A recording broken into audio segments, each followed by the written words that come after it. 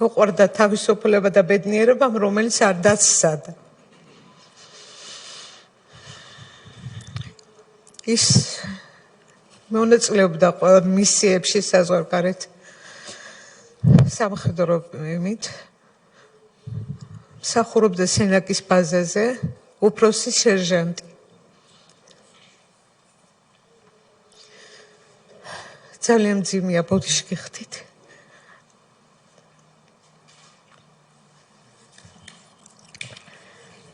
სერჟანტი როინ შავაძე, რომელიც ემსახურებოდა სამშობლოს როგორც საქართველოში, ასევე საზღვარგარეთ, როდესაც იყო. რა თქმა უნდა, ღებულობდა მისიებში მონაწილეობას.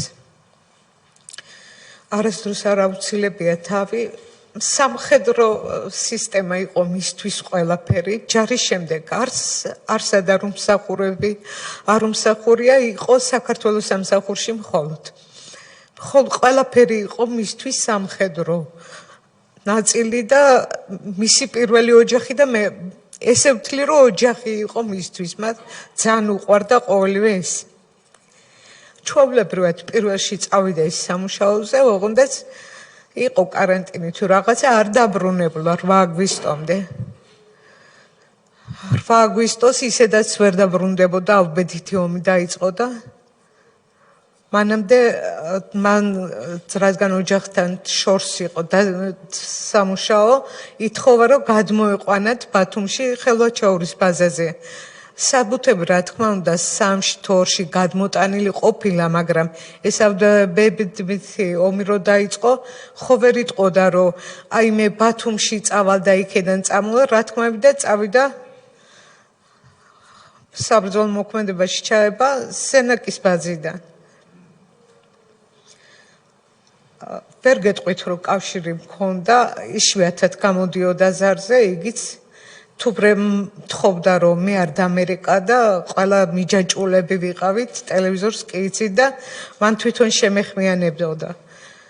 იყო 2-3 ზარი, მთხოვა რომ არ მენერვიულა და ყველაფერი კარგად მიდიოდა, მას ბოლომდე ჯეროდა რომ ყველაფერი კარგად იქნებოდა. ომის დამთავრების შემდეგ ჩვეულებრივად დაბრუნდა, რა თქმა უნდა პირველ რიგში ჩააბარა იარაღის თბილისში, აქ ჩამოვიდნენ ბაზა ყველაფერი, შემდეგ 14-ში დაბრუნდა სახლში. ოღონდ ძალიან სხვანაირი შეცვლილი, მეგონა რომ ჩემი მეუღლე აღარ იყო ის, რაც წავიდა, როგორც წავიდა ის სახლიდან. ძალიან შეცვლილი, დაღლილი, აი უცხო ადამიანივით, სულ სხვანაირად გამოიყურებოდა, რა თქმა უნდა, განიცდიდა ყოველივე ამას. არა დასამალ ის იყო ძალიან დიდი მოსული კაცი და უყვარდა მას ჭამასმა და რაღაცა დავახვედრე ყველაფერი, მაგრამ ვერ ჭამდა, თუ არ ჭამდა, არ უნდოდა. კითხე, ყავა იყო მისთვის ყველაფერი და რომ მოუხარშე მეთქი ყავა დალიედა.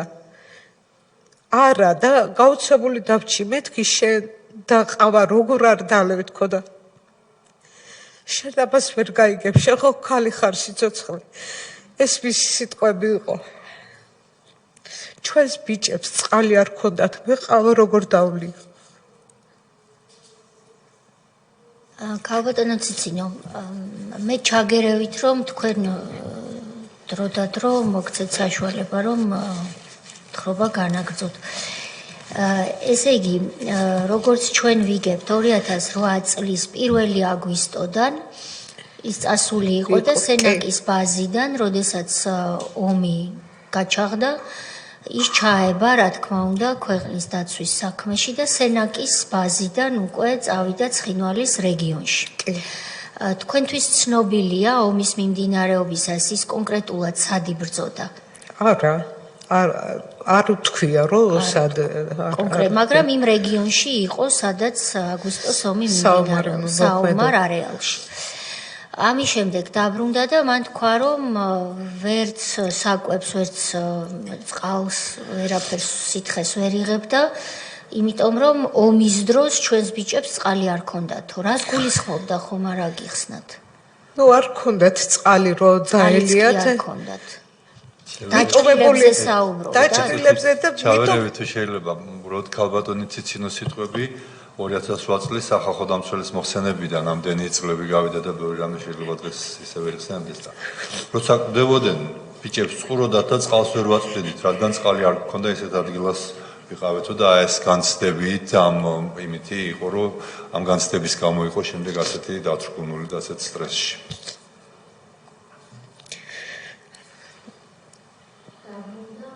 დაბრუნდა 13 თქვით სახლში 14-ში დაბრუნდა სახლში და ოღონდაც გვიანი იყო უკვე 5-6 საათი იქნებოდა ჩვეულებრივად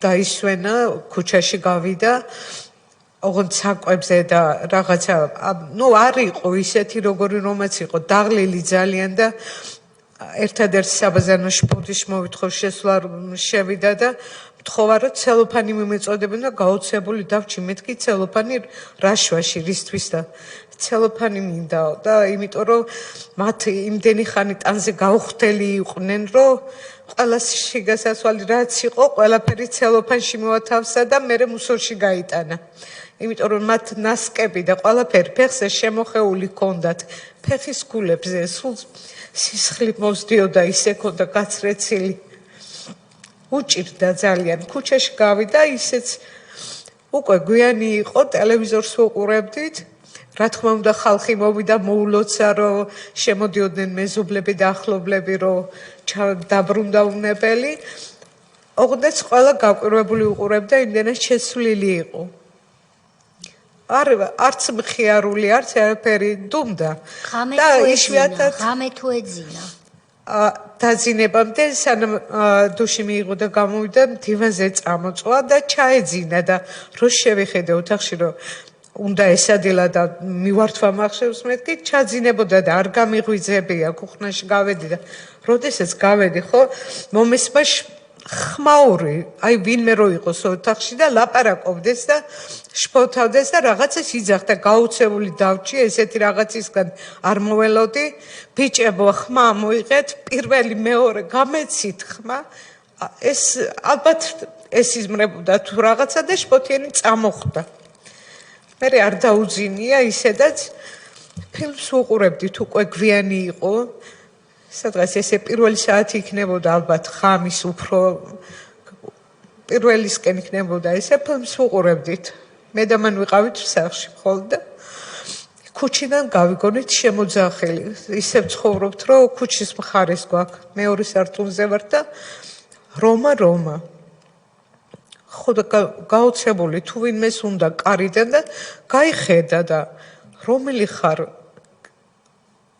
რატომ აქედან იძახი მაღლა ამოდიო აი მან კი უპასუხა ეგეო დაბლა ჩამოდიო რო დაუძახა და ლაპარაკობდა და ამას ჩემთან რა უნდა რომ მობრუნდა ხო მე უკვე მანამ არ გამიხედია ქუჩაში მე უკვე თავისთავად გავხედე ქუჩაში რომ ვიზე თქვა რომ ამას ჩემთან რა უნდა ხო და ვინ არის თქო ვიკითხე და მაიმუნა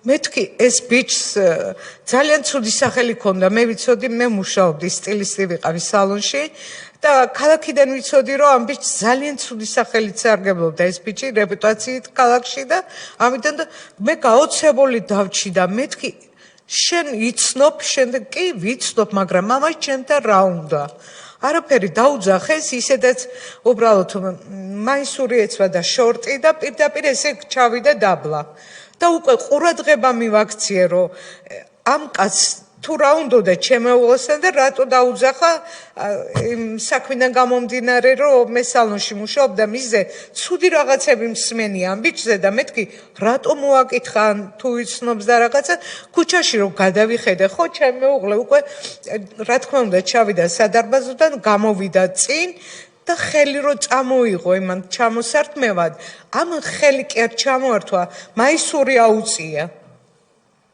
მაისური რავწი შენ ჩემთან ესე მოსვლა რაში დაგჭირდაო როკით მე უკვე ეს მესმის და დაძაბული პირდაპირ ვუყურებ პანჯარას არ ვცილდები და ვერ მივხვდი რა ხდებოდა უცებ ვერც კი გავერკვია და მან კი უთხრა რომ წამოდი რა პრობლემაა წამოვალ სად მე რეუბნება უკვე აღარ მესმის ესე იგენი და არა პრობლემა წამოვალ და ჩაჯდა მანქანაში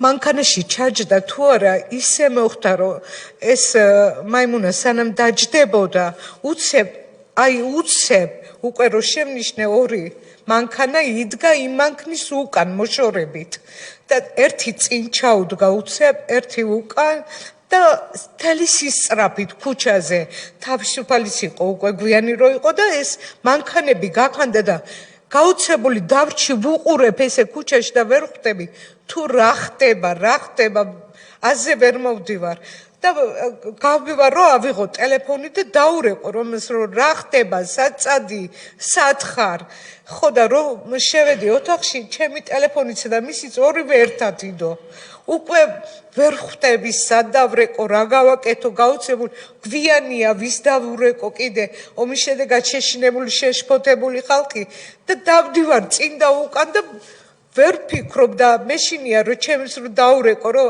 არ შევაშინო არაფერი არ გასულა ბევრი დრო ალბათ 9 საათზე მეტი არა და უკვე ადგილს ვეღარ პოულობ ტელეფონს ვუყურებ წინ და უკან დავდივარ და მოდის რომა გავცებული და მეთქი რა ხდება სად იყავი ესე ძალიან გაკვირვებული გაუცებული არ ვიცი ვერ გეტყვი რა ხდება არ ვიცი სად იყავი თქო და ესე მითხრა რომ უშიშროებაში წაიყვანეს და მეორე სართულზე აიყვანეს როდესაც მივიდა კარებთან მაიმუნა შევიდა პირველი და უთხრა რომ მოვიყვანეო როინ მოვიყვანეო და რო დაუნახავ სიმყას მე ვინ გითხრა რომ ეს აქ მოიყვანეო და არაფერი გამოაბრუნეს უკან მოიყვანეს მაგრამ რონი იცნობდა ყველა სისტემას ყველაფერს და ძალიან იცნობდა ხალხს თქვა დეპუტატი ვინ იყო მე არ ვიცოდი მაგრამ მან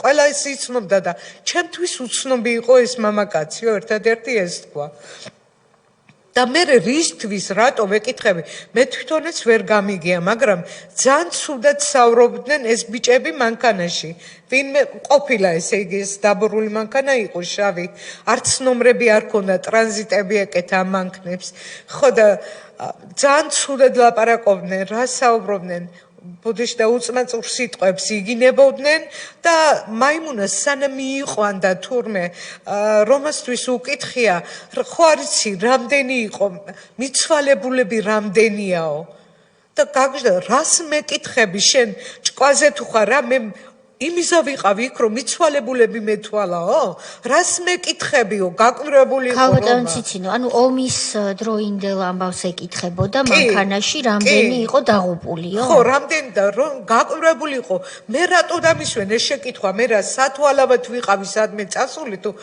რას მეკითხები ვერ გავიგეო ხოლოდ ეს იყო საუბრის შინაარსი მანქანაში საუბრის შინაარსი და ერთადერთი ეს რომ მაიმუნა უკან არ გამოყოლია სხვა მანქანა მოიყვანა და მან ასე თქვა რომ მე არ დამინახავს პირადად მანქანა მოიყვანა ოღონდაც იმ მანქანაში სადაც ჩამსვეს და წამომიყვანესო რომ ამ თქვა რომ მარკოშენი იარაღები ქონდა და ძალიან ცუდად საუბრობდნენ და არ მომწონს ეს ხალხი და მე ხვალ წავალ და გავარკვევ თუ რა ხდებაო ერთ რამეს დავასწრებ ქალბატონ ციცინო ვის მიმართ საუბრობდნენ ცუდად საერთოდ თემაზე იყო ცუდად საუბარი თუ ერთმანეთში ცუდად საუბრობდნენ იგინებოდნენ უწმაწურ სიტყვებს ამბობდნენ როინთან მიმართებაში არა მაგრამ ძალიან არ იყო მოსაწონი ხალხს არ იცნობდა თან იგიც თქვა რომ მათ აღმოსავლური კილო ჰქონდათ და ესენი ბათუმლები არ იყვნენ ეს თქვა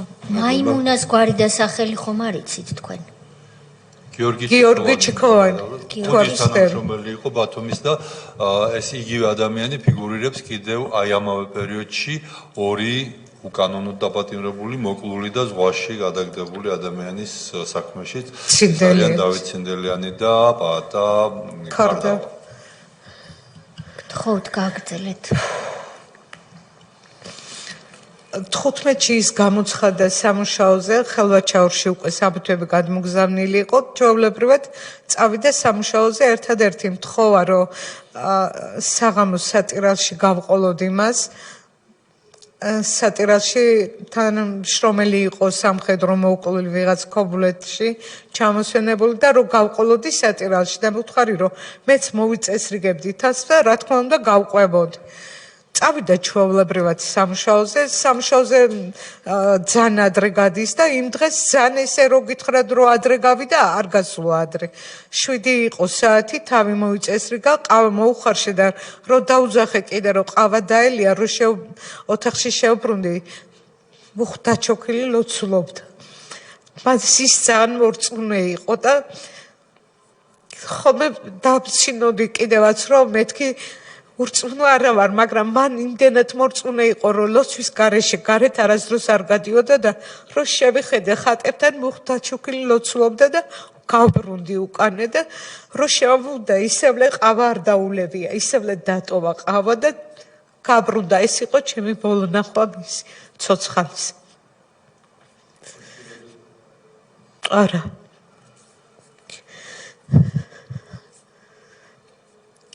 ბატონო ციცინო, რამდენი წლის იყო ამ დროს ბატონი როი? 27-ის. 27-ის.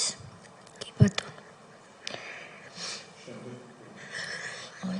შემდეგ უკვე სამუშაოზე რო წავიდა, მაინტერესებდა დავრეკ ესე 11 საათი იქნებოდა და მითხრა რომ კმაყოფილია თანამშრომლებით და კარგად არის.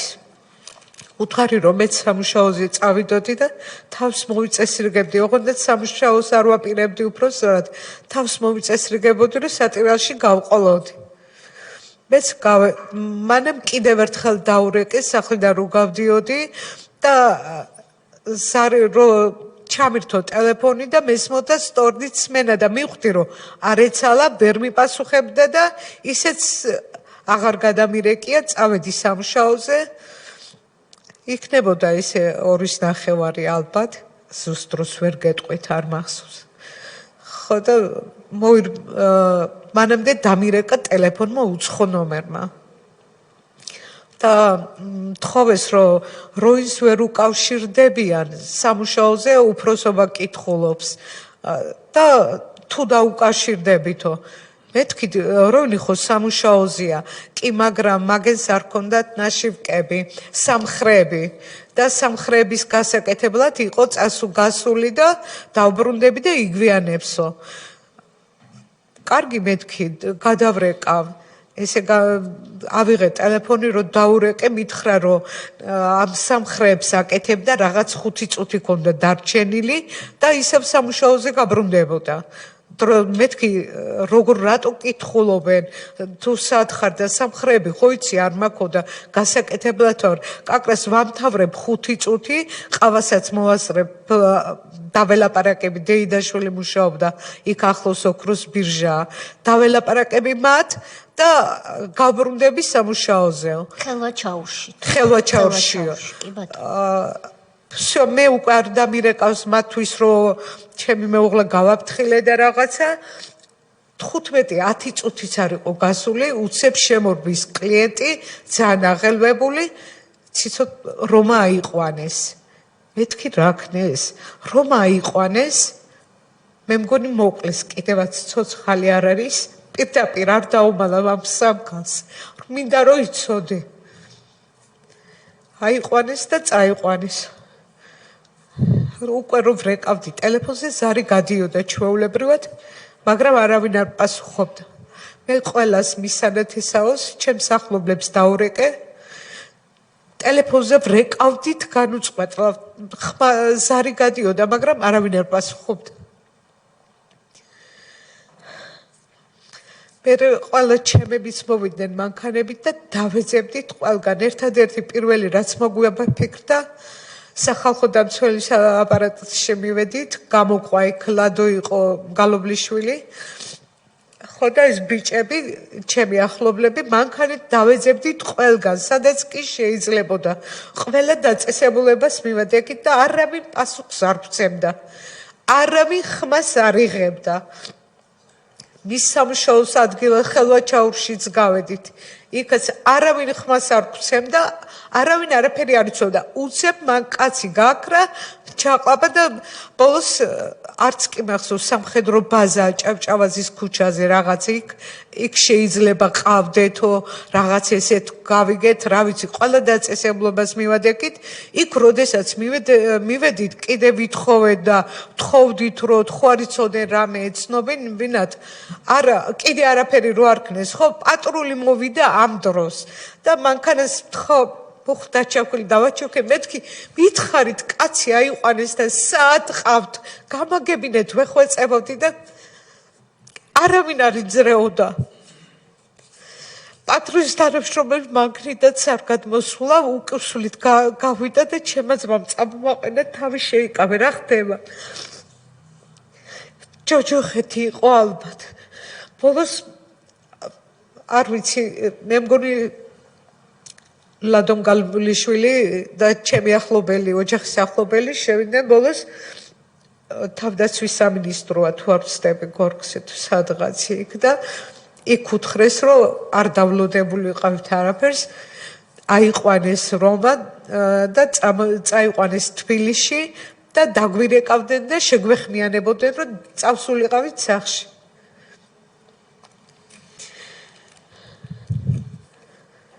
სახლში მისული არ ვიყავით 10-15 წუთი მივედით სახლში თუ არა ქუჩიდან ჩვენი უბნის ინსპექტორებმა და ეგენმა დაიძახენ რომ რამინაციაში ყავდათ რესპუბლიკურ სავაყყოფოში და იქ მივსულიყავით. უკვე ბნელდებოდა, უკვე შეღამებული იყო მთელი ამ ხნის განმავლობაში, იმდენს დავრბოდით, რომ როგორ შემოგველია დრო ისიც კი ვერ გავიქთ. და სავაყყოფოსთან როდესაც წავედით მანქანები და მივედით, მე მგონია რომ რამინაციაშია და რამინაციაშია თქვენი მეუღლე და მიაკითხეთ, ქუჩიდან შემოგძახენ და არავითარი კარებზე მოსვლით და არ უთქვიათ ის.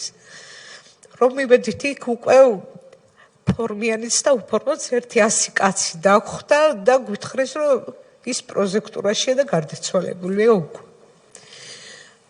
და უკვე არ ვიცი რა და მე ვართ ალბათ ვკივოდი მთელი ხვით ვანგრევდი ყველაფერს ჩემი არავის არ ისმოდა. ბოლოს უთხრეს რომ მოვეჩემებს რომ ხმა არა მოიღოთ არავის და მამიშვიდებდნენ რომ ხმა არა მომეღო და არ მეეყვირა და მე წივოდი ვანგრევდი ყველაფერს არაფერი არ მახსოვს უკვე. და უთქვია ჩემთვის რომ გაეცილებინათ იქაურობას ჩემი თავი და მოეცილებინათ უკვე აზეთ რომ მოვედი მე უკვე სახლში ვიყავი და რომას უასვეთეს.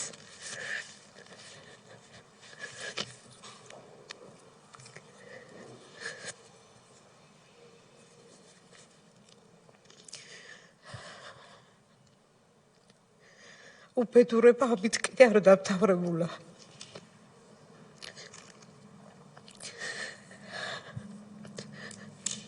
მიცვალებულმა გახრწნა დაიწყო, რაღაც ისეთი ქონდათ გაკეთებული, რომ სასწაულის სული ქონდა და არ ვიცი, ყველაფერი იყო ჯოჯოხეთი გამოგვატარე. პირდაპირ გვეუბნებოდნენ, რომ არ გვეტირა ხმა რა მოგვეღო, მთელ ქუჩა იყო, იდგნენ ფორმიანები, ხალხი ვინც კი მოდიოდა ზოგს აბრუნებდნენ და ეუბნებოდნენ, რომ ახლოს არ გავყარებოდნენ, თუ უნდათ, რომ მათაც ჩვენი ბედი არ გაეზიარებინათ.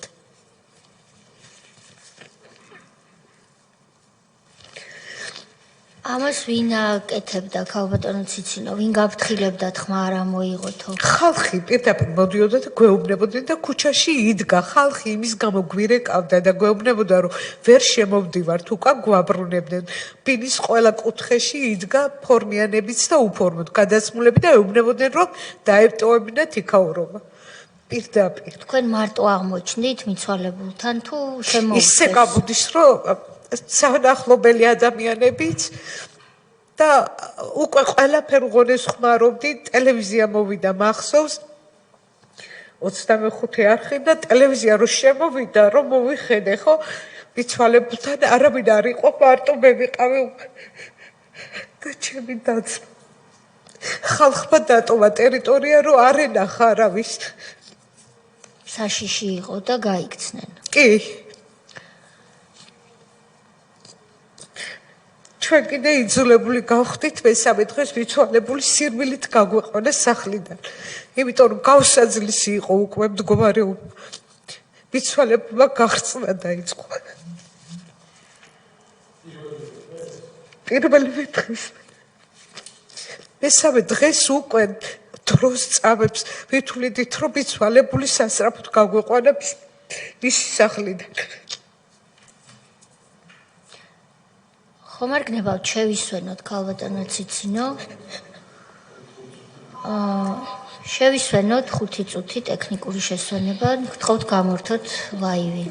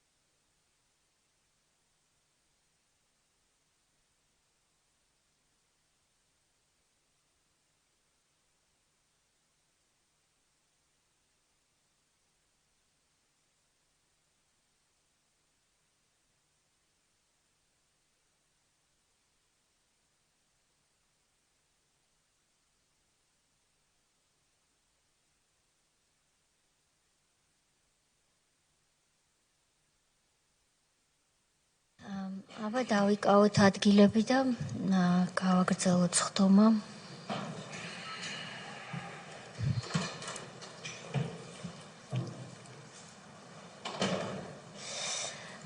ჩვენ ასე ხომ არ გავაკეთოთ, სანამ ლაივს ჩავრთავთ? ჩართულია. მაშინ ბატონ ილიას უნდა ვთხოვოთ, რომ შემოგბრძანდეს. თუ შეიძლება.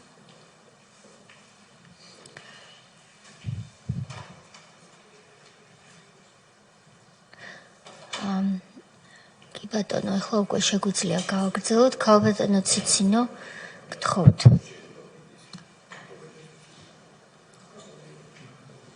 დაკრძალვის დღე იყო, როცა რეალურად თქვენ მოგაკითხეს და სწრაფად გაიძულეს, რომ მიგებარებინათ მიცვალებული მიწას. იძულებული გავხადეს, ესე გამოდის, რომ რა შეგვეძლო მეტი.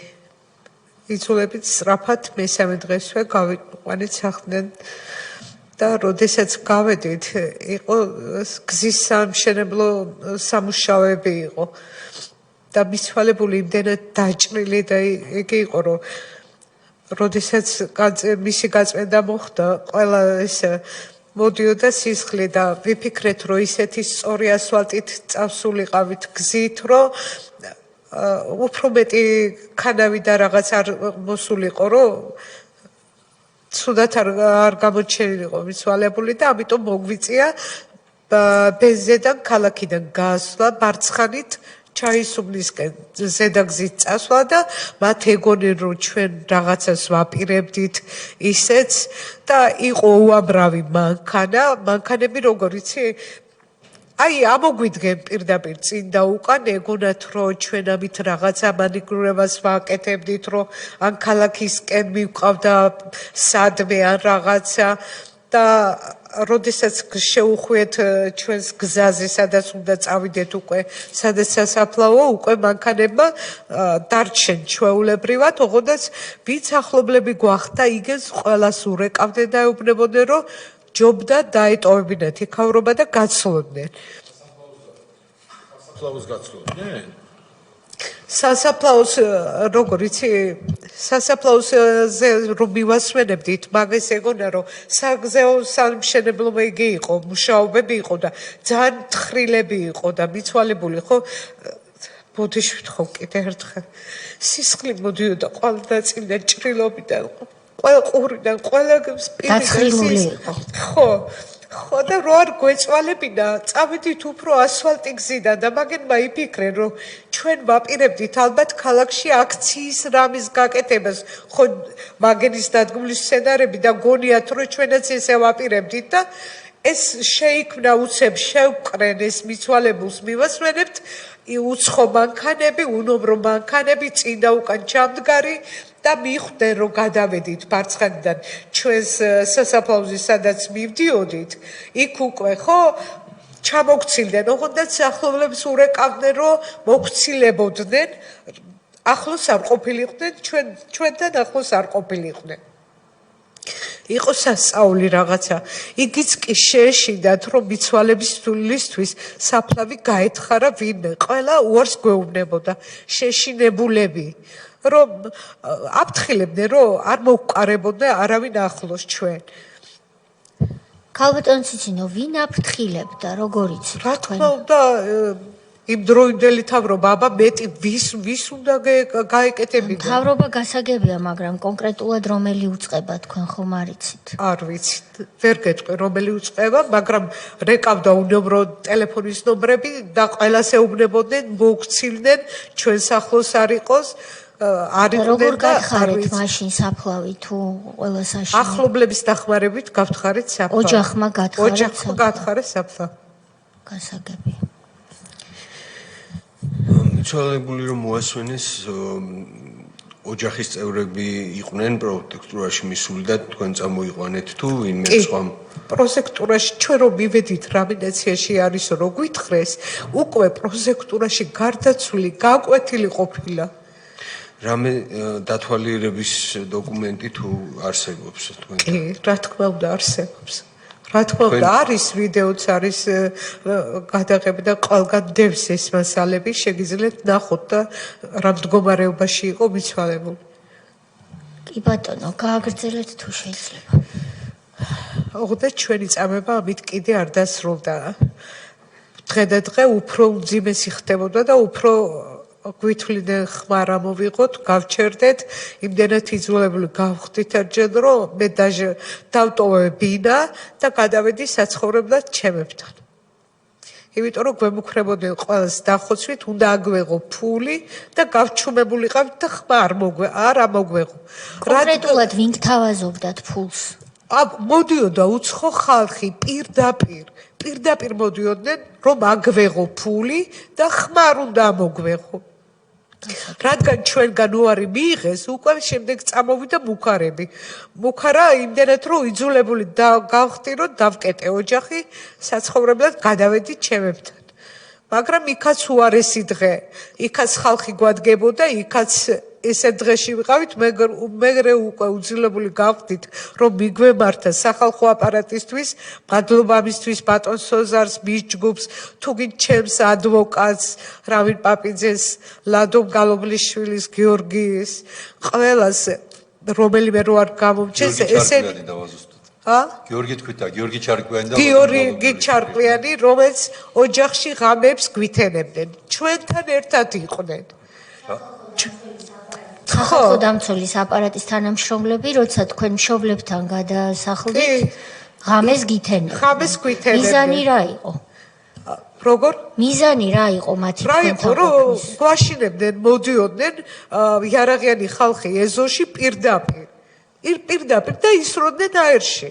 და ჩვენ იძულებული ვიზზე მიგვემართა, აღარ ვიცოდით უკვე. ვიზზე მიგვემართა და მაშინ დაურეკეს ბატონ სოზარს. საცხოვრობენ, სადაც გადახვედით. ბენზედან მოშორებით 10 წუთი სოფელი ჩელტა. და იქ ვიყავით. ბოლოს იგიც კი შემოგვითვალეს, რომ თუ აღარ დავშვიდებოდით და რაღაცა სოფელში გვაქვს სპეციალური წყლის ბასეინი, სადაც წყალს ვღებულობთ ოჯახისთვის და იმას მოგვიწამლებდეთ და სულ დავისვენებდით ყველა ერთად. უკვე იძულებული გავხდით, დავრეკეთ სახალხო დამცველის აპარატურაში და ბატონი სოზარის ჩამომზადდა, ყოველთვის გვერდით გვედგა, დიდი მადლობა ბატონი სოზარ თქვენ ამისთვის, არასდროს არ დამაჭრდება თქვენი ამაგი. ბატონი სოზარი თვითონ იყო ჩამომზადებული ჩემს ოჯახში.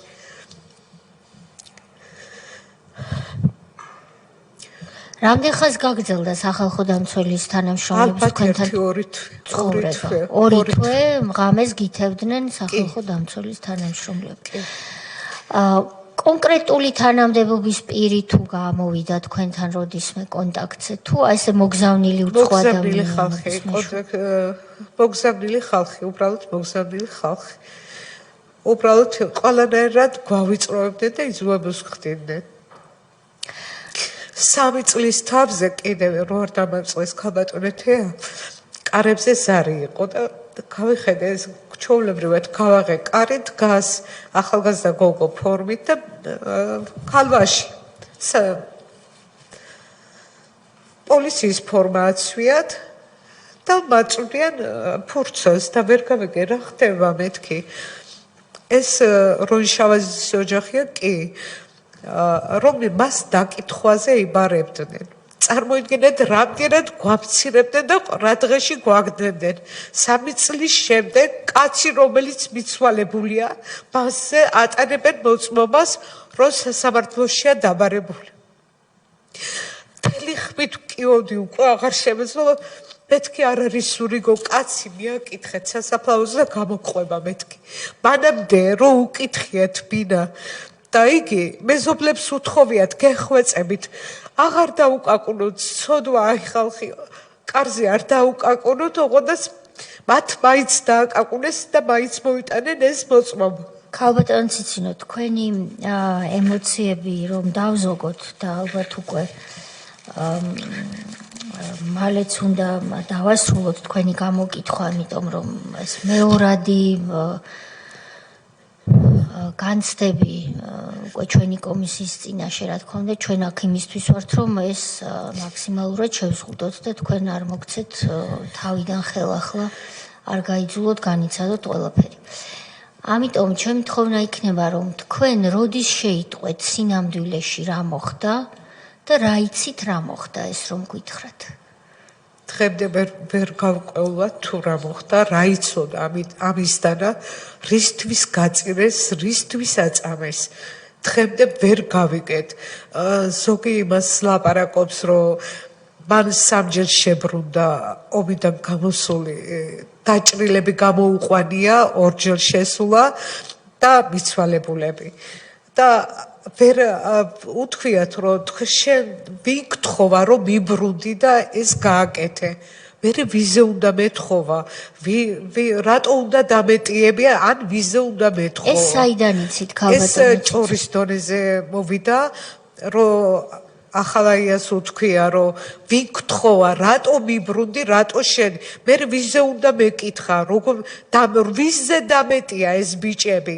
დაჭრილები გამოიყვანა და ერთჯერ მიცვალებულები. ხომ არ იცით კონკრეტულად საიდან? ცხინვალის და რომელი დასახლებული პუნქტი არ იცით? ზუსტად არ ვიცი. და ალბათ და თითქოს უსაყვედურეს რატომ გამოიყვანე დაჭრილები და გარდაცვლილები. რატო გააკეთე ეს? ეს უნდა ყოფილიყო თქვენი აზრით მიზეზი? მიზეზი არ ვიცი. ვერ გეტყვი, მან იცოდა სიმართლე, რეალობა რა ხდებოდა, მანამდე სანამ ომი დაიწყებოდა, მან ძალიან უკმაყოფილიყო და უფრო სენაკიდან გადმოსვლა, იმიტომაც ითხოვა, რომ განთავისუფლეს ყველა ძველი თანამშრომლები, რომლებიც იყვნენ ძალიან გამოცდილები და ჭკვიანი ხალხი და მოიყვანეს, მან იყო ესე უკმაყოფილებას გამოთქვამდა, რომ მოიყვანეს ისეთი ხალხი, რომელმაც უბრალოდ წერა-კითხვას არ იციან და იმასაც კი ვერ ხვდებიან, რომ სად მოვიდნენ სამუშაოდ, რისთვის მოვიდნენ, რა უნდა აკეთონ, იგიც კი არ იციან. ოღონდაც ის ბიჭები იცი როგორ გაუშვეს, ბიჭები, რომლებიც სიგარეტს არ ეწეოდა, ჩაუდეს ნარკოტიკი და რომ იგეს ნარკოტიკის გამო გაუშვეს. ადამიანი, რომელიც სიგარეტს არ ეწევა და ჯანსაღ ცხოვრების წესი აქვს და მას ნარკოტიკს უდევენ. ქალბატონო ციცინო, თქვენი მეუღლე როგორი კაცი იყო? არიან ადამიანები, ვინც უკმაყოფილოა მაგალითად სამსახურში რაც ხდება, მაგრამ არ ამბობს. არა, უკმაყოფილო როდესაც იყო, ის ამბობდა ის სწორედ იმას იცოდნენ, რომ ის არ გაჩერდებოდა. ქალბატონო თეა დამავიწყდა ერთად 15-ში ეს გავიდა ქალაქში, საქმე ქონდა რაღაც მოსაგვარებელი და შეხვედრია უკვე თანამშრომელს, ყოფილ თანამშრომელს, რომელმაც სანამ 2 თვით ადრე დატოვა კონტრაქტი, დაუმთავრდა და დატოვა სამუშაო და რო შეხვედრია, ხო, ძალიან მინდა რომ შევიკრიბოთ, ძალიან მინდა რომ სალაპარაკო მაქვს, მინდა ყველაფერი ვთქვა, თეთრიც და შავიც და ყველაფერი რო იცოდეს და ამ ძმაკაც დათო კილაძეა ესეთი ბიჭი კბილიტკიებია აქედან მიდიოდა და რომ გთხოვ დღეს არა ხვალე შევიკრიბოთ და ხვალე დავილაპარაკოთო ეს უთქვია და რა უნდა ეთქვა და რა უნდა ელაპარაკა გამოჩნდა შავი და თეთრი რაზე ქონდა ლაპარაკი არ ვიცი მას არ უყვარდა სამხედრო ამბებზე ან სამუშაო ამბებზე და არც იშვიათად თუ ერთმანეთის ლაპარაკის დროს მოუყვებოდით რამეს თორემ ესე დამჯდარიყო და მოეყოლა არა ერთადერთი უკმაყოფილობა არ დაუმალია და ვერ გაჩერდებოდა და არ გაჩერდებოდა, იმიტომ რომ ის ასეთი იყო, მას რაიმე სათქმელი თუ ქონდა, პირდაპირ ეუბნებოდა ყველას. არ იყო ესეთი პირდაპირი ადამიანი. ძალიან პირდაპირი ადამიანი იყო, მას არ ერიდებოდა, ცუდად არ გამიგონდა, არც უფროსი, არც რამე. თუ მას შენიშვნა ქონდა, თუ ის უკმაყოფილო იყო, ის გამოხატავდა და რისთვის უნდა შეკრება, რა უნდა ეთქვა ბიჭებთან ერთად ეს ჩემთვის უცნობია. რომ დავუბრუნდეთ იმ კითხვას, ესე იგი თქვენ ისე იცით ამბად, მაგრამ ვერ ადასტურებთ, რომ თითქოს მას საყვედურობდნენ, რომ აგვისტოს ომის დროს შებრუნდა და გამოიყვანა დაჭრილი თანამებრძოლები და დაღუპული თანამებრძოლთა ცხედრები და ეს იყო თითქოს საყვედურის საგანი. მე როდის გაიგეთ სინამდვილეში რა მოხდა? ადამიანი გავიდა სახლიდან და დღის ბოლოს მოასვენეს გარდაცვლილი. აი რა მოხდა, რა გაიგეთ, როგორ გაიგეთ?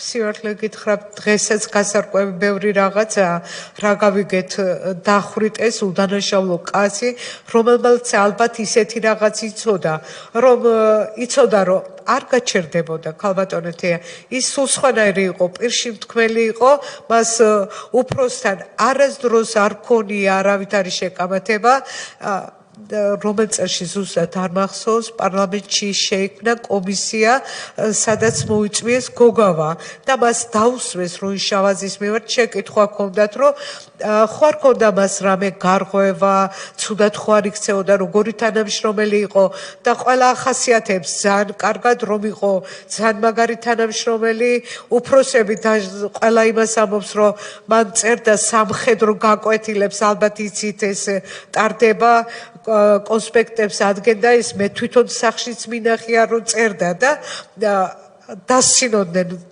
თანამშრომლები დაჟე რომ ზოგიერთი უფროსი ამას შენ დაწერს სწორად ვერ კითხულობს და ხომ არ ჯობია შენ წაგეკითხაო ну აშაკირებდნენ ესე გამოდის ჩემს მეუღლეს და ყველა აქებდა გოგავას დაუსვეს კითხვა და თქვა რომ მას სამხედრო მხრივ არავითარი გარღვევა არავითარი დანაშაული არ ქონია და რომ ეს რაღაც მოხდა სამოქალაქო თქვენ თქვით რომ დახვრიტეს, სად დახვრიტეს და ვინ დახვრიტა არის თქვენთვის ცნობილი? ესე ვიცი რომ გზა იყო რუსების მიმართ ჩაკეტილი, ის გადმოყავდათ თბილისში, მაინც როგორ და რანაირად არ ვიცი. მე ესე ვფიქრობ რომ ეს იყო ყველაფერი ჩაფიქრებული და წინასწარ გაზრახული. ბატონო, რატო ვფიქრობ გეტყვით? იმიტომ რომ გზა დაკეტილი. მიყავთ, სად მიყავთ?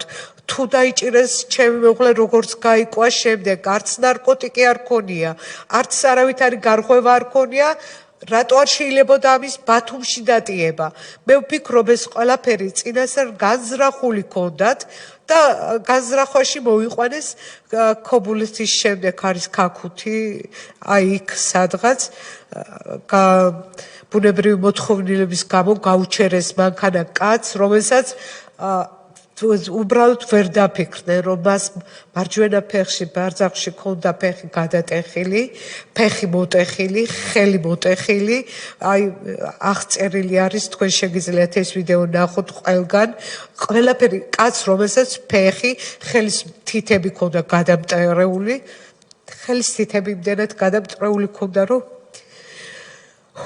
ლეიკოთი დამომაგრე ჩვენის ყავს ეკჭირა უბრალოდ ცხედარს თქვენ შეგიძლიათ არის ამის ვიდეო კადრები და ნახოთ ყველაფერი ეს მაგრამ მე ვფიქრობ ის იყო ყველაფერი დადგმული და წინასწარ გაზრახული სამხედრო პირებმა დახვრიტეს? არა ასაგები ბათუმის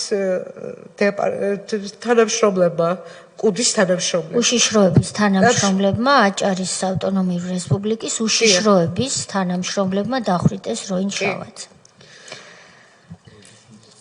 მე ვფიქრობ რომ ეს ყველაფერი დადგმული იყო დღეს უკვე განაჩენი დამდგარია ძალიან ბევრი პირის მიმართ სამწუხარო ის არის რომ სანამ სტრასბურგის სასამართლომ არ მიგვითით ამ საქმის გამოძიება რატომღაც ვერ მოვკიდეთ ხელი ისე როგორც საჭირო იყო თუმცა მაინც ჯერ კიდე ამ ძველი 2008 წლის მოხსენებიდან სახალხო დამცველის მოხსენებიდან ბევრი რამე იყო დადგენილი მათ შორის თქვენი სიტყვებიც არის აქ რომ გაქცევას ცდილობდაო რა უთხრეს ქალბატონი ცინეუბნება რომ როგორ შეიძლება ადამიანს რომელსაც ფეხი აქვს მოტეხილი, ხელი აქვს მოტეხილი, წამების კვალი ეთყობა შეუერაღებელი თვალითაც ის გაქცევას ცდილობდესო 40 ტყვი აქვს მოხვედრილი 40-ვე წინამხრიდან შეუძლებელია ჯერთი გაქცევის ცდილობა ისდოს როგორ შეიძლება წინამხრიდან კონდეს ტყვიები მოხვედრილი მეორე რატომ ეს ქაქუთი ეს არის დაახლოებით რომ წარმოვიდგეთ გური აჭარის საზღვარია ბათუმიდან თბილისისკენ მოყავთ რატომ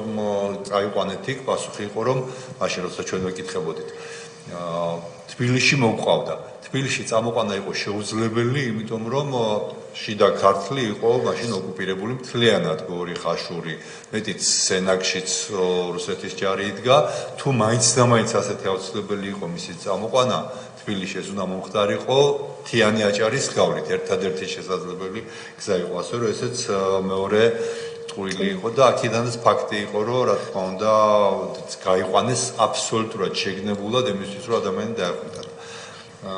ბროდეს ისე ინფორმაცია რო შევა. ადგილზე თუ იყო, როგორ ვიცით, გაწყვეტინებთ ბატონო სოზარ, აჭარის კუდის ხელმძღვანელი პატარიძე. მისი როლის შესახებ იცოდით თქვენ თავის დროზე რამე? მაშინ ხელმძღვანელობდა ეს ადამიანი კუდს აჭარაში და ძალიან ბევრი უბედურება უკავშირდება მის სახელს.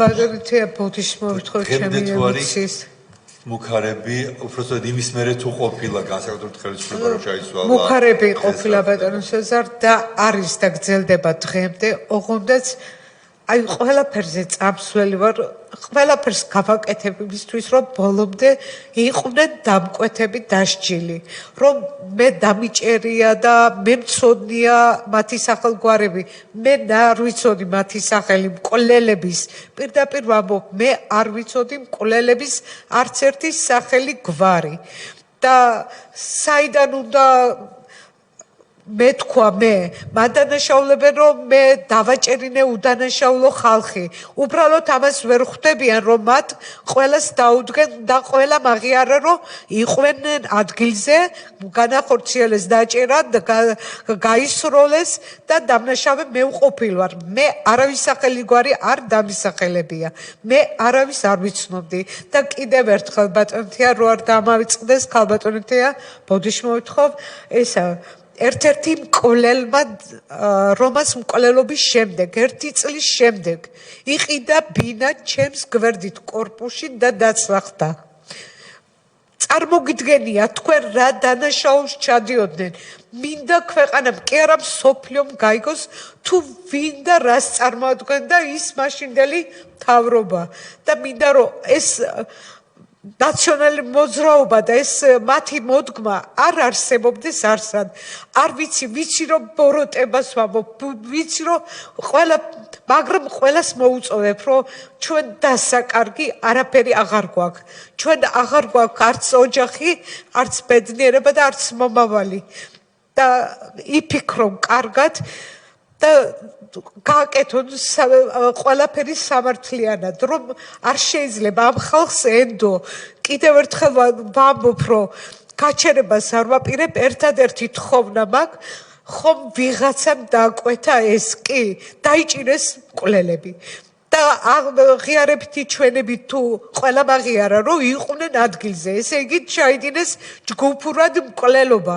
მაინტერესებს ვის ასში, ვის მოუვიდა თავში ეს. ვიღაცამ ხომ ესე იგი გასცა ბრძანება რომ გაეკეთებინა ეს კუდის თანამშრომლები. კუდის თანამშრომლები ისე ხო ვერ ჩაიდებდნენ თუ არ ექნებოდათ ბრძანება. და კიდევ ერთხელ იგიც გავიგე რომ ეს ბიჭების აყვანა როდესაც მოხდა მეორე დღეს საქართველოს დატოვა მერაბიშვილმა. რას უკავშირდება ეს არ ვიცი. და თხოვნა მაქვს, კიდევ ერთხელ თხოვნა მაქვს, თუ ვინმე რამე იცით ამ თემასთან დაკავშირებით, რომ ვის მოუვიდა, რისთვის დაიგეგმა ეს და დასჯილი იქნეს დამკვეთები. მეტი არაფერი. სწორედ დამკვეთებზე და პოლიტიკური თანამდებობის პირებზე მუშაობს ეს კომისია, იმედი მაქვს, რომ ამას ჩვენ შევძლებთ, ნახოთ, თუმცა ბევრი დროა გასული. ქალბატონო ციცინო, როდესაც ამბობთ, რომ დღესაც იღებთ მუქარებს. ვისგან იღებთ ამ მუქარებს? ეს არის ფეისბუქის მეშვეობით, ახლობლებს გვერდებზე უწერენ, რომ მე ვარ მეუღლის გამყიდველი ადამიანი, დავაჭერინე უდანაშაულო ხალხი, შეურაცხყოფები და ბოლო მექნება ძალიან ცუდი ჩემს და ჩემს დაძმებს. მე ამიტომ ვერიდები ყველგან გასვას თითქმის 16 წელია. მე ოჯახთან ერთად ვერიდები მაგრით სადმე გასვლას, ან შეკრების ადგილას მათთან ერთად ყოფნას. იმიტომ რომ მათ როგორმე რაიმე უბედურება არ მოუტანო კიდე, რომელსაც მე ვეღარ გადავიტან. გასაგებია, შესაბამისად, ვინც იქნა ამ საქმეზე მსჯავრდებული, მათი ოჯახის წევრები გემუქრებიან. არის მუქარა, რომ ეს საქმე ასე არ დარჩება, რომ მე დავაჭერინე უდანაშაულო ბიჭები და ეს გავიგეთ, მაგრამ ვისგან მოდის ეს მსჯავრდებული კვლელების ოჯახიდან? მსჯავრდებული ახლობლის ოჯახის წევრები წერენ Facebook გვერდებზე და ყველგან. შესაბამისად, ჩვენ მათ უნდა მივმართოთ, რომ დღეიდან მას შემდეგ, რაც ქალბატონი ციცინო გამოვიდა საჯაროდ კომისიის ხდომაზე და მან თქვა, რომ მას და მის დაძმებს, მათ ოჯახებს ემუქრებიან მსჯავრდებულთა ოჯახის წევრები, ეს რა თქმა უნდა უკვე საჯაროდ ცნობილი ინფორმაცია და თუ მათ საკუთარი თავისთვის უნდა ციკეთე, რა თქმა უნდა დამშვიდნენ და აცალონ კანონს, რომ კანონმა იმუშაოს ახლა მაინც, ვინაიდან როგორც ბატონმა სოზარმა ბრძანა 2020 წელს, როდესაც სტრასბურგის სასამართლომ სიცოცხლის უფლების დარღვევა დაადგინა როგორც მატერიალური, ასევე პროცესუალური კუთხით, მას შემდეგ გააქტიურდა გამოძიება და მართლაც არაერთი პირი მტკიცებულებებზე დაყრდნობით ცნობილი იქნა დამნაშავედ. რას ნიშნავს მატერიალური დარღვევა? მატერიალური დარღვევა სიცოცხლის უფლების ნიშნავს, როცა სტრასბურგი ამას ამბობს, რომ პირი მოკლულია სახელმწიფოს ხელით. წინააღმდეგ შემთხვევაში ის მატერიალურ დარღვევას არ ადგენს, იმიტომ რომ ხელშემკვრელი მხარე კონვენციის არის სახელმწიფო. სტრასბურგმა თქვა, რომ როინშავაძე მოკლულია სახელმწიფოს ხელით და იქვე დაადგინა, რომ ეს საქმე სათანადოდ გამოძიებული არ არის. ამის მერე გააქტიურდა გამოძიება და დასჯილები არიან ისინი, ვინც ეს ჩაიდინა. შესაბამისად, მათ ოჯახის წევრებს, ახლობლებს უნდა ესმოდეთ, რომ ნებისმიერ მუქარას ჩვენ თვალს მივადევნებთ და მუქარა ისჯება სისხლის სამართლის წესით. ამიტომ მე მგონი ქალბატონმა ციცინომ ამდენი ბრძოლის შედეგად მოიპოვა მშვიდად ყოფნის უფლება და მშვიდად გლოვის უფლება და მასზე მუქარები უნდა შეწყდეს. რა თქმა უნდა, ჩვენ ვიქნებით ყურადღებით და თქვენ გთხოვთ, რომ კონკრეტული, რა თქმა უნდა, კონფიდენციალურად, კონკრეტული გვარები და სახელები მოგვაწოდოთ იმ პირების, ვინც თქვენზე მუქარას ან თქვენს შევიწროებას გაბედავს. კონფიდენციალურად მოგვაწოდეთ გვარები და სახელები. რომ აღარ შეგაწუხოთ ზედმეტად, მე მაინტერესებს დამკვეთები ახსენეთ და ხომ არ გსმენიათ, ვინ შეიძლება ეს იყოს. ახლა ახსენეთ, თუმცა იქ ორი ძმა იყო, რომელიც ერთმანეთს ეჯიბრებოდა, რომელი უფრო მეტ სიბინძურეს ჩაიდენდა, რომელს გულისხმობდით.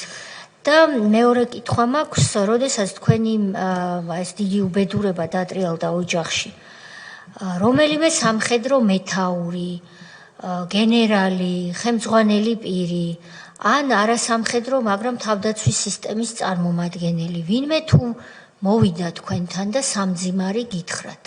არავინ დღემდე არავის არაფერი არ უთქვია, რაზედაც ძალიან დიდი გული მტკივა. უბრალოდ თანადგომას გამოხატავდნენ თანამშრომლები, ტელეფონით მეკონტაქტდებოდნენ და ბოდიში მოითხოვდნენ და ქალბატონეთია რო გითხრათ, რომ მე მწყინს მათი ვერ გეტყვი, იმიტომ რომ თქვენ ვერ წარმოიდგენთ რა წნეხი და რა საშინელება იყო იმ დროს. პირდაპირ ნაწილში მივიდნენ და გააფრთხილეს. თუ ვინმე რომელიმე გაბედავდა და ჩემს გვერდით დადგებოდა, მიცვალებულს პატივს მიაგებდა, როინშავაძეზე უფრო უარესი დღე მოელოდათ. გული მტკივა, რა თქმა უნდა, მაგრამ ვერ ვიტყვი, რომ მე მათზე ნაწყენი ვარ, იმიტომ რომ სიცოცხლე და ოჯახი ყველაფერია. თქვენ იცით, ალბათ წარმოიდგინეთ, კი, რა თქმა უნდა, თანამშრომელი, რა თქმა უნდა, ყველა კარგია, მაგრამ ვერ გაწირა სულს და ყველაფერს, როდესაც გაფრთხილებენ, თუ შენ იქ მიხვალ, შენ დაგსჯიან და მოკკლავენ. ქალბატონო ციცინო, მოდით მე კითხვას დაგისვამთ, თქვენ იცით, რომ არ გაქვთ უფლება არ გამცეთ პასუხი, ასეთია კანონი. თუ გნებავთ საჯაროდ მიპასუხეთ, რაც კარგი იქნებოდა, თუ არა და ყოველ შემთხვევაში შემდეგ გვიპასუხეთ წერილობით, მაინც იმიტომ რომ კომისიისთვის ამ კითხვაზე პასუხი ძალიან მნიშვნელოვანია. მე ასე ვიცი თითქოს, რომ თქვენი მეუღლე ან და თქვენ ფლობდით აგვისტოს ომთან დაკავშირებით რაღაც დოკუმენტს, რომელსაც თქვენ დიდხანს ჩუმად ინახავდით.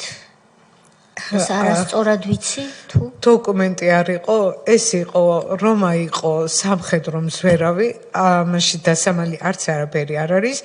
მას ჰქონდა როკა ისეთი როგორ მოქმედებდა სამხედროები მანამდე, რა ინფორმაციას ფლობდნენ, სად რანაირად, რომელიც დოკუმენტი უпроსტად გადავაგდეთ და დავხიე თვითონ რომ არ ყოფილიყო რაიმე საბაბი და ცუდი გაგრძელება არ მოყოლოდა. ეს დოკუმენტი მას სახლში დარჩა. სახლში არ დარჩა, ამით მუშაობდა მან, ხო წერდნენ გაკვეთილებს და რაღაცებს, ეს არის სამხედრო გაკვეთილების ცხრილი რუკა და არა ის დოკუმენტი რომ მას რაიმე დოკუმენტი ჰქონდა.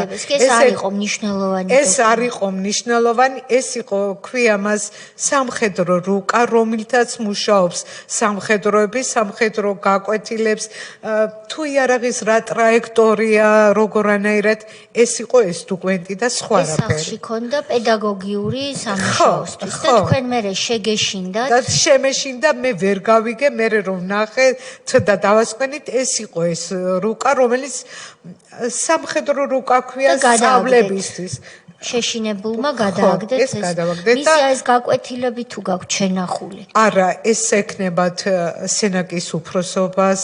სახლში არ დარჩენილა. სახლში არ დარჩენილა, იმიტომ რომ წაიღო, როდესაც სამუშაოზე მიდიოდა, მას მიქონდა ეს დიდი სქელი რვეული წიგნივით იყო და მას ატარებდა და გაქონდა და მას არ ქონია. შესაბამისად, თქვენ იმდენად შეშინებული იყავით, რომ ნებისმიერი დოკუმენტი, რაც მას დარჩა, ყველაფერი გაანადგურეთ. კი, ქალბატონოთია, ისიც კითხვეს, რომ ის ნარკოტიკები ქონდა ჯიბეში, რომელიც არის არ შეესაბამება სიმართლეს დამტკიცდა, რომ არავითარი ეს დამტკიცებულია, რომ მას არ ქონია. თუ იმდენად ყალბი და იმდენად საშინელი ხალხი იყო, შეიძლება მართლა კილოობით ქონდა ეს სახში. რატო არ ჩატარდა ჩხრეკა?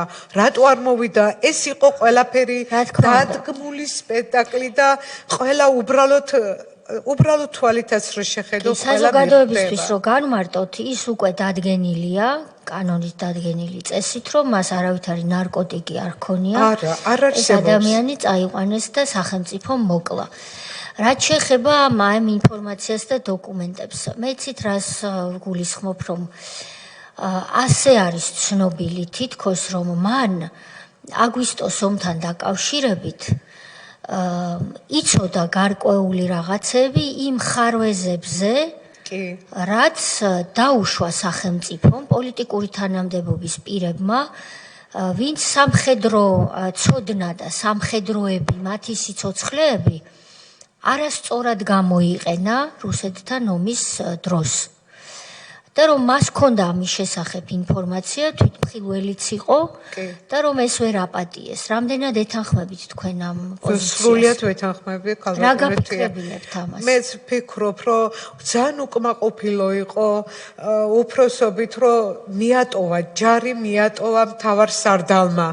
დატოვეს უგზო უკლოდ. ამას ამბობდა, არც მალავდა, ამბობდა და სახლში ამბობდა თუ გარეთაც ამბობდა. გარეთაც უთქვია და ალბათ სად უთქვამს გარეთეს?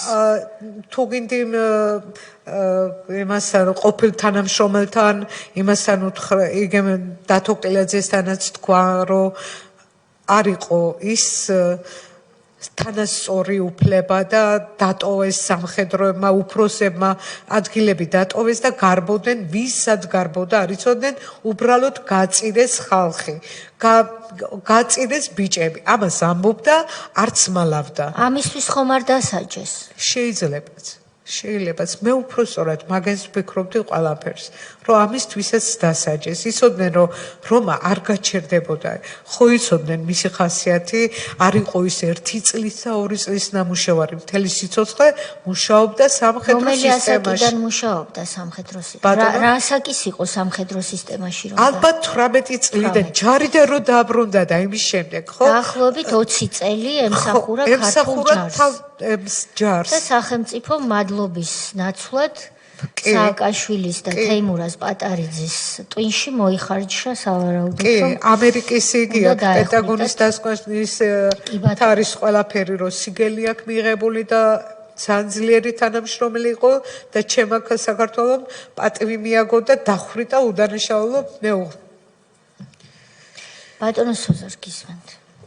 როდამ ნარკოტიკებთან დაკავშირებით დავაზუსტებ დღეს დადგენილია რომ ეს იყო ტყუილი და ჩადებული ნარკოტიკი, მაშინ რაც ბრალის წარდგენის დადგენილებაში წერია, თითქოს მას ჰქონდა 0.97 გრამი კუსტარულად დამზადებული ჰეროინი და 0.05 გრამი ბუპრენორფინი. მაშინაც ცხადი იყო რომ ეს იყო ტყუილი, თუმცა დღეს უკვე სასამართლოს მიერ დადგენილი აბსოლუტურად რომ ეს სხვაგან მომწერეს 22 ტყვია ზუსტად მეც არ მახსოვს და მოხსენებაში არ წერია, მაგრამ ყოველ შემთხვევაში ეს არის ლაპარაკი 20-ზე მეტი ტყვია 45-მდე 53-მდე ასე წერია დასკვანში. გასაგებია, შეკითხვები გვაქვს ბატონი ილია და შემდეგ დაგემშვიდობებით. კიდევ ერთხელ მადლობას გიხდით თქვენ მობრძანებისთვის. ძალიან მძიმეა რა თქმა უნდა ამის მოსმენაც, არამც თუ გადატანა და ყველაფრის გავლა მით უმეტეს. გამძლეობას გისურვებთ, ჯანმრთელობას გისურვებთ, რაც მთავარია. ამდენი წლის მერე, როდესაც დამთავრდა გამოძიება ჩვენთანაც სტრასბურგშიც, ის მისი თანამებრძოლები დღემდე კი არ გამოდიან კონტაქტზე თუ ეხა უკვე სხვა გამოდიან უკვე მალულად აი ყო 1-3-4 ბიჭი რომელიც არც მომცილები არც შეშინებია მაშინ იმ დროსაც არ დაუტები ვარ ერთი წუთითაც თანამშრომლები ისევე შორიდან მოკითხვით ბეხმიანებიან შორიდან და არის 3-4 ბიჭი რომელიც იყო და იქნება სანამ ცოცხალი ვარ ჩემს ოჯახში სტუმარი ისეთი დაფასებული როგორც როინის დროს იყო ისინი ისე სამხედრო სამსახურში არიან თუ არა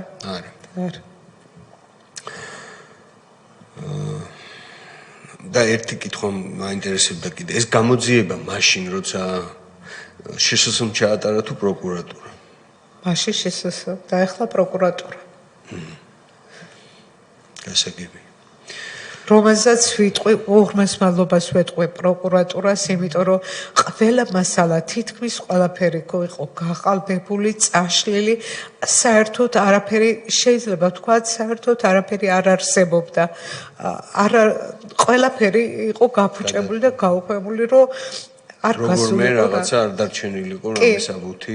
ბატონო როგორმე რამეს აბუთი სიმართლის კი არ იყო არავითარი ნაპერწკალი და შეუძლებელი გააკეთეს და იშრომეს რომელ წლებში მოხდა ეს ქალოთა ეს ეხლა 2020-ის შემდეგ ხო კი აღადგინა პროკურატურამ მტკიცებულებები და რომელსაც მე იმედი მქონდა რომ ოდესმე სიმართლე დადგებოდა და ყველაფერი და დღესაც არ კარგავ იმედს რომ ალბათ ის დამკვეთები ვინც იყო ეგენის დაშლილი იქნებიან ბატონო რაც შეეხება ბატონ ილიას შეკითხვას, მართლაც ამ საქმეს თავიდან ეს კი კონსტიტუციური უსაფრთხოების სამსახური მაშინ ეკუთვნოდა შინაგან საქმეთა სამინისტროს და როდესაც კონსტიტუციური უსაფრთხოების სამსახურის თანამშრომლებმა მოკლეს როინ შავაძე, მათ წინააღმდეგ ამ საქმის გამოძიება დაიწყო შინაგან საქმეთა სამინისტრომ. ამის გამო დაადგინა დარღვევა სხვებს შორის სტრასბურგის სასამართლომ, იმიტომ რომ ეს ნებისმიერ სტუდენტსაც კი მოეხსენება, რომ არავითარ შემთხვევაში არ შეიძლება ერთი ადამიანი რომ დანაშაულს ჩაიდენს, მანვე გამოიძიოს მის წინააღმდეგ საქმე. მაგრამ იგივე გაკეთდა გირგვლიანის საქმეზე, როდესაც დათა ახალაიამ ფიგურირებდა გირგვლიანის საქმეში როგორც ერთ-ერთი მონაწილე და შემდეგ ისევ დათა ახალაია იძიებდა საქმეს თავიდან, რომ რასაც იურისტები ვეძახით, საქმე გაფუჭებულიყო, რომ მტკიცებულებას რომ გაანადგურებან სხვაგვარად წაიყვან გამოძიების მიმართულებას, შემდეგ ძალიან ძნელია რომ ის საქმე შემოტრიალდეს. მადლობა მართლაც პროკურატურას, თუ კი თქვენ ამბობთ რომ ამ საქმის შემოტრიალება მათ ბოლო წლებში შეძლეს. ქალბატონო ციცინო, ჩვენ აღარ დაგისვამთ შეკითხვებს, ძალიან მძიმე საათი და წუთები გაიარეთ თქვენ დღეს ჩვენს წინაშე.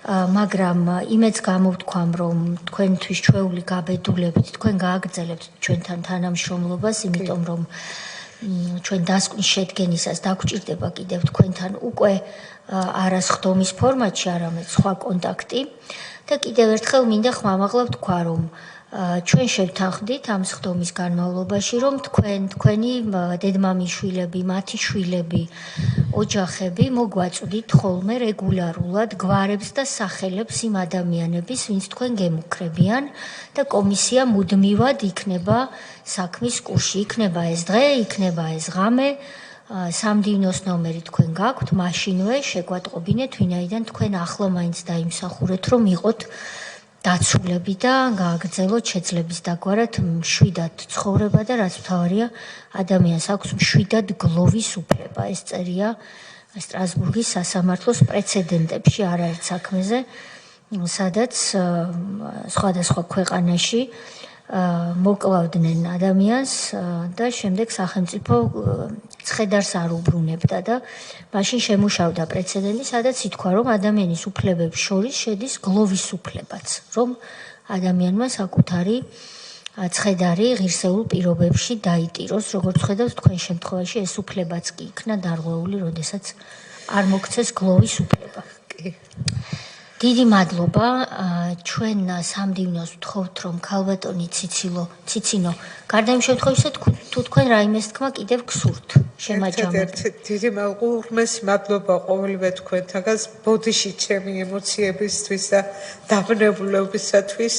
ალბათ ცხოვრება მისი კვალი დატოვა ჩემში და ახალგაზრდებს მოუწოდებ, რომ კიდევ ერთხელ დაფიქრდნენ და მე მინდა რომ ბოლოს შაოსანი ვიყო ჩემ ქვეყანაში და არ იხოცებოდეს უდანაშაულო ახალგაზრდები, არ იყვნენ შაოსანი დედები თუ შვილები.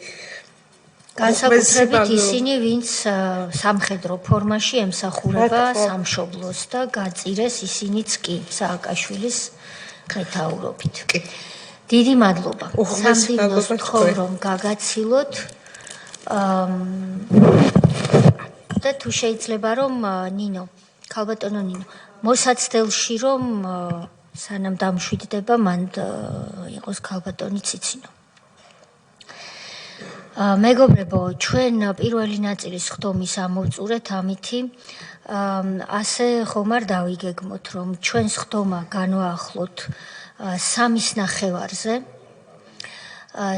ნახევარზე, მანამდე არის სხვადასხვა რამ დაგეგმილი პარლამენტში და 3-ის ნახევარზე შევიკრიბებით და სხდომა გაგრძელდება საქართველოს ტექნიკური უნივერსიტეტის ქონებრივი უფლებების დარღვევის უხეშ ფაქტებთან დაკავშირებით ვიმსჯელებთ. საზოგადოება მიცის, მაგრამ ვინც არ იცის მათთვის რომ განმარტოთ 2003-2012 წლებში მაშინდელმა პრეზიდენტმა მიხეილ სააკაშვილმა, რომელიც დიდი იმედი მაქვს, რომ თავისუფლების აღკვეთის ადგილას სწორ არხზე აქვს ჩართული და გვისმენს, საკუთარ დედას, ქალბატონ გიული ალასანიას გადასცა სახელმწიფო უნივერსიტეტის ქონება. სადაც შემდეგ ქალბატონმა გააკეთა თავისი კერძო უნივერსიტეტი და დაიწყო საკუთარი ბიზნესი. ეს გააკეთა პრეზიდენტმა თავის მშობელ დედასთან ერთად სახელმწიფოს ხარჯზე, სტუდენტების ხარჯზე და რა კი ახალგაზრდები გვესწრებიან, დარწმუნებული ვარ არაერთი მათგანი გვისმენს კიდე ერთხელ მინდა ვთქვა. ჩვენ აქ ვინც ვართ, ყველა წევრი დამეთანხმება ალბათ. ნამდვილად არ არის ჩვენი ეს საქმიანობა მარტივი და არც ასიამოვნო. ეს არის უმძიმესი, მაგრამ გასაკეთებელი საქმე. რატომ?